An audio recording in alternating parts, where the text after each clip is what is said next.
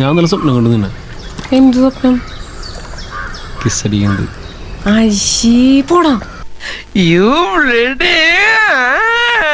എന്നാലും ഉമ്മ വെച്ചൊക്കെ ഒരാളെ ഇങ്ങനെ ഒരു സത്യവടി. ഇന്നലെ രാത്രി സ്വപ്നത്തിൽ നിന്നെ ഞാൻ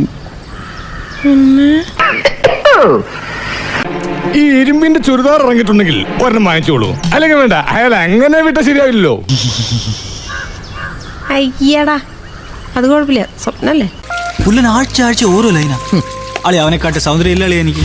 എന്നിട്ട് എനിക്ക് മാത്രം എന്താ അളി വരുത്തി വളയാത്ത അളിയ ലുക്കിലല്ല, അതോ വർക്കിലാണ് കാര്യം. ഇന്നലെ രാത്രി സ്വപ്നം കണ്ടപ്പോൾ എൻ്റെ മനസ്സിലൊരു മോഹം. എന്ത് മോഹം? നിന്നും വയ്ക്കാൻ.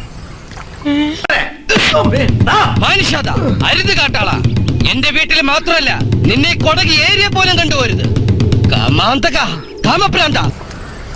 എടാ, ഞാൻ നിന്റെ ഫ്രണ്ട് അല്ലേ? അതിന് ഫ്രണ്ടിലും വയ്ക്കാൻ പാടില്ലെന്ന് എവിടെയെങ്കിലും പറഞ്ഞിട്ടുണ്ടോ? സംഭവം മൂപ്പര് കാമപ്രാന്തനാണെങ്കിലും മൂപ്പര് പറഞ്ഞതിൽ കാര്യമുണ്ട്.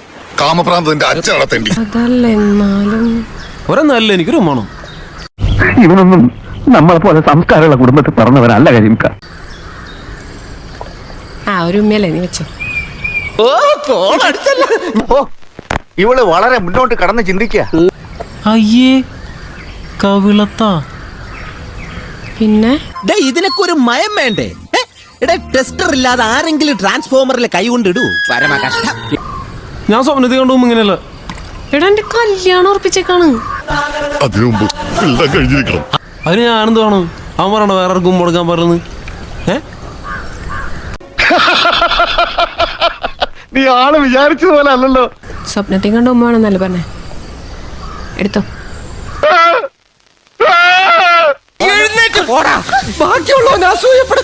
ഓരോരുത്തരുടെ ഭാഗ്യം. എന്റെ ഭഗവതി, അവന്റെ തലയെ വരച്ച കോലുകൊണ്ട് എന്റെ ഊരയിലൊന്ന് വരച്ചാൽ മതിയായിരുന്നു. ഞാൻ സ്വപ്നത്തിൽ കണ്ട മുമ്പ് ഇങ്ങനെയാന്ന് നിന്നോട് ആരാ പറഞ്ഞേ?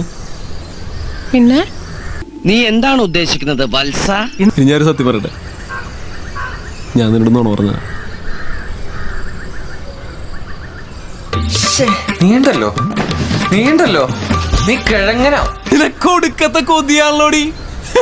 പട്ടി. ഇതിപ്പോ പോട്ടന്റെ ലോട്ടറി അടിച്ച പോലെ. ഇതൊക്കെ നമ്മുടെ കൈ കിട്ടണമായിരുന്നു. അടിച്ച് കാലക്ക് കൈ കൊടുത്തേനെ ഇല്ലടാ. അതെങ്ങനെയാ? കർത്താവ് അടിയുള്ളവരെ കൊണ്ട് അറിയാൻ പറയില്ലല്ലോ.